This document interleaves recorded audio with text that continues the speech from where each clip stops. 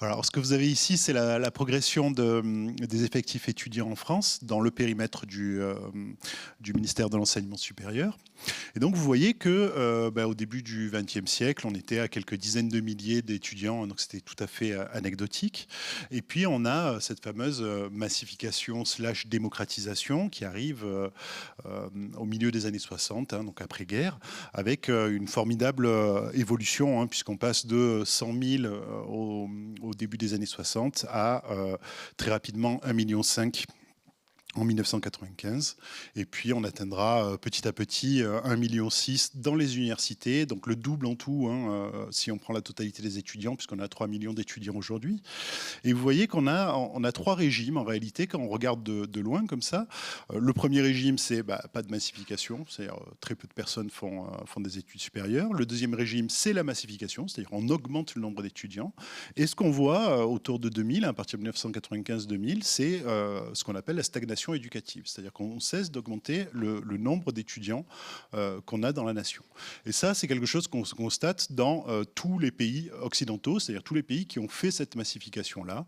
En ce moment, il y a la Chine et l'Inde, par exemple, qui sont en train d'amorcer le même système, qui sont au milieu de leur massification, mais qui savent que très rapidement, ils vont arriver dans ce troisième régime, qui est la stagnation éducative. Alors, sur la slide d'après, vous avez la conséquence pour la stratification éducative du pays. C'est-à-dire que là, vous avez trois strates. La strate d'en bas, c'est la population, donc c'est les jeunes français. La stratification des jeunes qui ont seulement une éducation primaire. La strate du milieu, c'est celles qui ont une éducation secondaire, donc qui ont fait collège-lycée. Et la strate d'en haut, c'est celle qui a fait une éducation tertiaire, donc qui est sortie de l'enseignement supérieur, quel que soit le diplôme de l'enseignement supérieur. Et vous voyez qu'en 1971, on avait en gros la moitié de la population qui avait une éducation primaire, et puis environ 40% qui avaient une éducation secondaire, et le reste qui était diplômé du supérieur.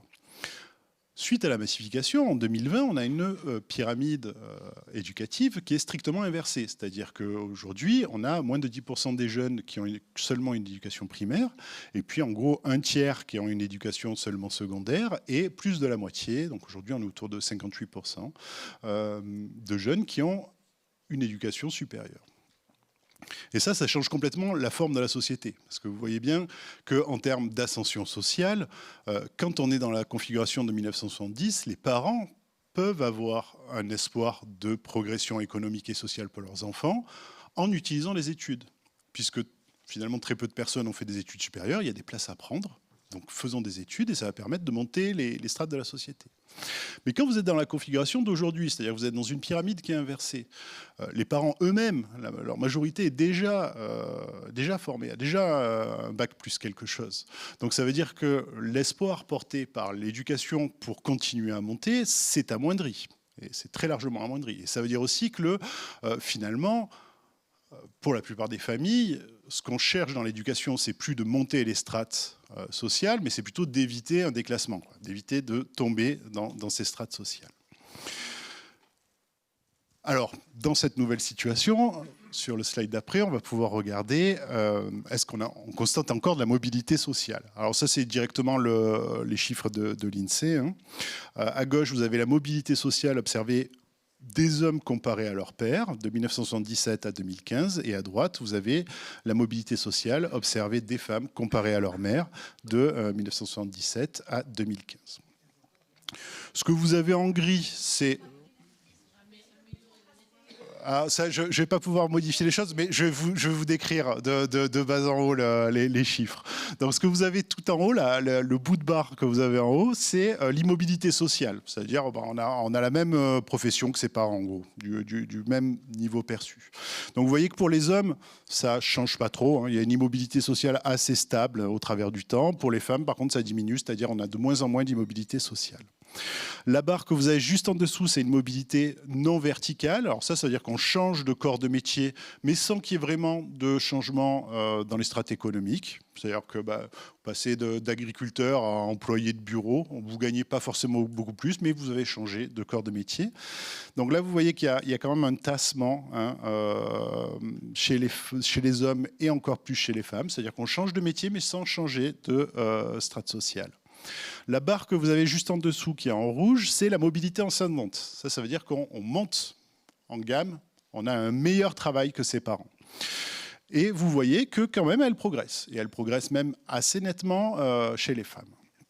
Et par contre, et c'est la barre sans doute la plus intéressante, de façon minoritaire, on a une mobilité descendante, donc c'est la dernière petite barre que vous avez en bas, qui est certes inférieure, mais qui double. C'est-à-dire qu'il y avait 7% des hommes qui étaient en mobilité descendante en 1977, et aujourd'hui on est à 15%. 15%, c'est 1 sur 7. Donc ça commence à ne pas être rien. Et on a pareil chez les femmes, on a un doublement, donc on passe de 6% à 12% environ. Ce qu'il faut bien comprendre, c'est que ça, c'est une mobilité professionnelle. C'est-à-dire, est-ce que l'INSEE estime être un meilleur emploi que ses parents?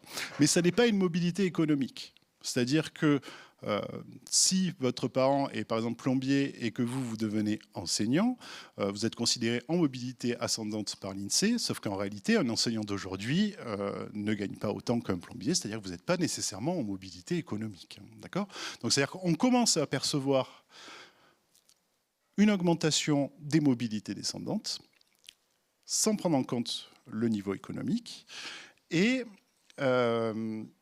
cette augmentation est due essentiellement, non pas à la modification de la stratification éducative, mais à la modification de la structure des emplois. C'est-à-dire qu'on avait énormément d'emplois d'ingénieurs qui étaient non pourvus à la fin des années 60, et en réalité, aujourd'hui, on en a beaucoup moins. Parce qu'on a développé, on n'avait pas de centrales nucléaires, il fallait les construire, parce qu'on avait 45% d'agriculteurs au début du XXe siècle, et qu'aujourd'hui, on est à 4%. Donc on a une grosse modification comme ça de la structure de l'emploi. Notre structure éducative a porté cette modification, mais aujourd'hui, on se retrouve plutôt dans une phase de stagnation sur les deux choses. Et une phase de stagnation où la stratification éducative a dépassé la stratification économique.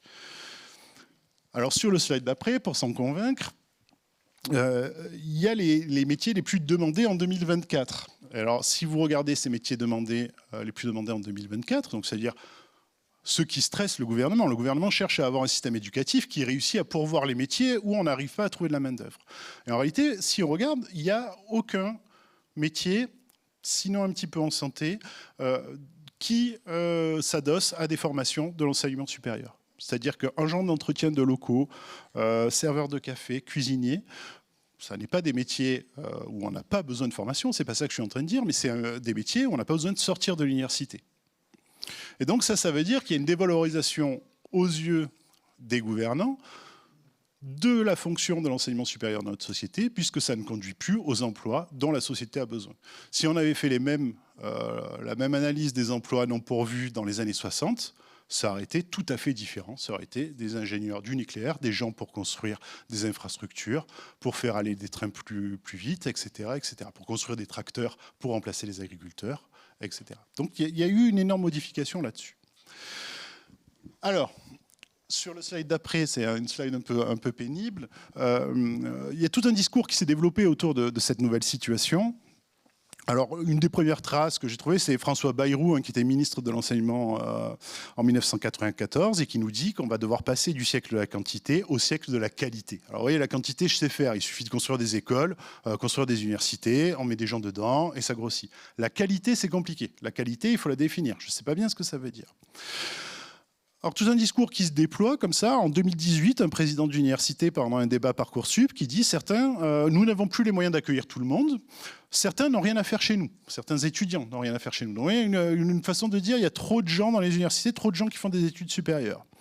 On ne pourra pas rester durablement dans un système où l'enseignement supérieur n'a aucun prix pour la quasi-totalité des étudiants. Ça, c'est Emmanuel Macron en 2022. En fait, ce qu'il est en train de nous dire, c'est que la formation supérieure, c'est plus quelque chose qui sert la nation, c'est plus un besoin national, c'est un besoin individuel de chaque individu d'avoir le meilleur diplôme pour avoir un emploi meilleur que son voisin. Mais ce n'est pas quelque chose qui sert globalement la communauté.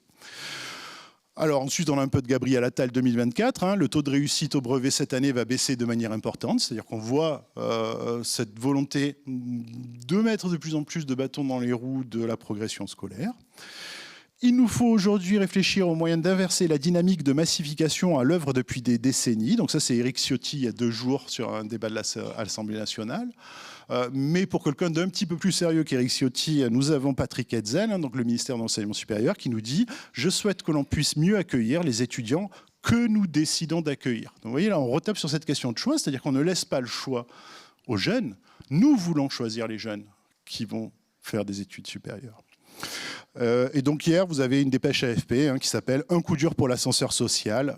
L'Université de Montpellier s'inquiète du désengagement de l'État. Donc là, on commence à avoir quand même un discours globalement vers « on ne sait plus trop à quoi ça sert, ça coûte cher ». Et on ne voit pas pourquoi on aurait autant d'étudiants, surtout qu'il y en a qu'on n'a pas envie d'avoir. Ce que vous avez juste après, pour continuer un petit peu à se prouver ces choses-là, c'est les projets annuels de performance. Donc c'est ce qui est annexé au projet de loi des finances, et c'est là où on fixe les grands objectifs de la nation. Alors le premier, il date un petit peu parce que ça a été perturbé par le Covid, mais c'était celui de 2021, si je ne dis pas de bêtises. Et c'est un indicateur de la nation, indicateur de performance, qui s'appelle pourcentage d'une classe d'âge obtenant un diplôme de l'enseignement supérieur en formation initiale. Donc le nombre de jeunes qui sortent diplômés de l'enseignement supérieur. Et vous voyez qu'en 2019, on a été à 53,3%, et nos cibles, c'était 53%. Donc c'était la cible de la nation, c'était de « oh là là, attention, on est déjà allé trop loin, il ne faut surtout pas augmenter, on va essayer de rentrer en stagnation éducative ».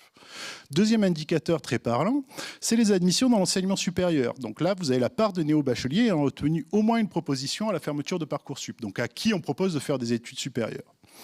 Et vous voyez que, donc ça c'est celui qui est en train d'être voté en ce moment. En 2023, on était à 95% de candidats dans Parcoursup qui recevaient au moins une proposition. Et notre cible, c'est d'être à 93,5%. C'est-à-dire qu'on veut diminuer le nombre de jeunes qui reçoivent une proposition dans Parcoursup. Donc ça concerne environ 10 000 jeunes, ce n'est pas des volumes énormes, mais la nation décide qu'on fait trop de propositions de poursuite d'études à notre jeunesse. Et dernier slide quasiment.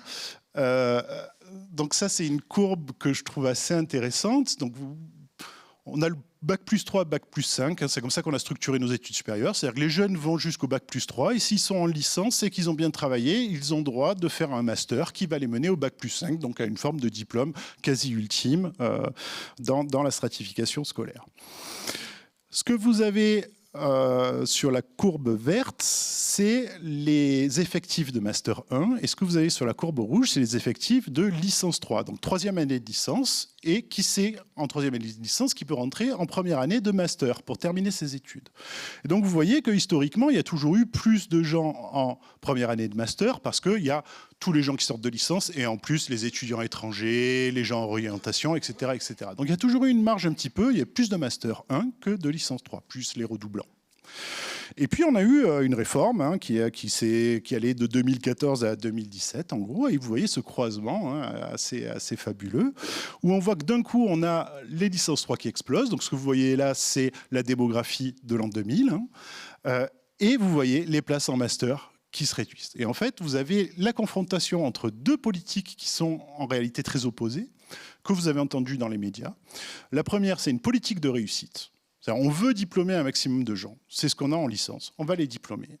Et la deuxième, c'est une politique d'exigence. Et en fait, ce qu'on appelle politique d'exigence, c'est une politique d'adéquationnisme. C'est-à-dire qu'on ne veut pas diplômer plus de gens en master que ce qu'on a d'emploi pour les masters. Donc d'un côté, on a des bacheliers et on veut les faire poursuivre parce qu'on ne sait pas quoi en faire. Donc on veut les envoyer en licence, puis on veut les faire réussir parce que sinon c'est un échec, c'est pas bien. Mais en même temps, on ne veut pas qu'ils aient un master parce qu'on n'a pas d'emploi pour les masters. Donc on crée comme ça, entre les deux, une poche de gens qui sont sortis du système et on ne sait pas trop ce qu'ils deviennent et c'est assez inquiétant. Donc finalement, sur le dernier slide, la grosse interrogation, c'est qu'est-ce que c'est la nature de l'ascenseur social ? Finalement, il y a peut-être une remise en question de cette chose-là. Alors historiquement, en réalité, on appelle ascenseur social quelque chose qui est plus un ascenseur économique. C'est-à-dire, est-ce que je vais avoir un métier qui me rapporte plus que mes parents et donc accéder à plus de biens que mes parents. Sauf que cet ascenseur économique, il est un peu en panne parce que on a un progrès éducatif qui stagne et on a plutôt tendance à chercher à l'inverser à l'heure actuelle. Et puis, on a un progrès économique qui stagne aussi et on échoue au moins à le relancer si vraiment on essaye de le faire. Et puis, tout ça, ça pose la question, c'est un ascenseur vers où ? Parce que finalement, si on a massifié notre société, vers où on veut monter, quoi ? Qu'est-ce que c'est la notion de progrès collectif ? Et on est sans doute dans une impasse, sauf à redéfinir ce que c'est un ascenseur social. Ça veut dire que peut-être qu'on est face à un besoin de redéfinir totalement notre modèle éducatif, en particulier le modèle d'éducation d'enseignement supérieur, mais dont doit découler aussi les enseignements primaires et secondaires, et sans doute avec un découplage vers l'emploi. C'est-à-dire que le couplage qu'on a à l'heure actuelle entre avec tel diplôme, tu peux accéder à tel emploi, devient très très compliqué à gérer quand on n'a pas assez d'emplois par rapport à ce qu'on a de diplômé. Et donc peut-être qu'on devrait redéfinir nos études plutôt avec un couplage pour les grands enjeux du siècle. C'est-à-dire dire, OK, on ne va pas sortir des super professionnels employables tout de suite qui vont produire beaucoup, on va plutôt sortir des citoyens éclairés qui sont capables de détecter les fake news, qui sont capables de voter correctement, c'est-à-dire pas contre leurs intérêts, qui sont capables de comprendre un rapport du GIEC et de prendre en compte la crise climatique dans leur comportement quotidien de citoyens et de vote. Et je vous remercie pour votre attention.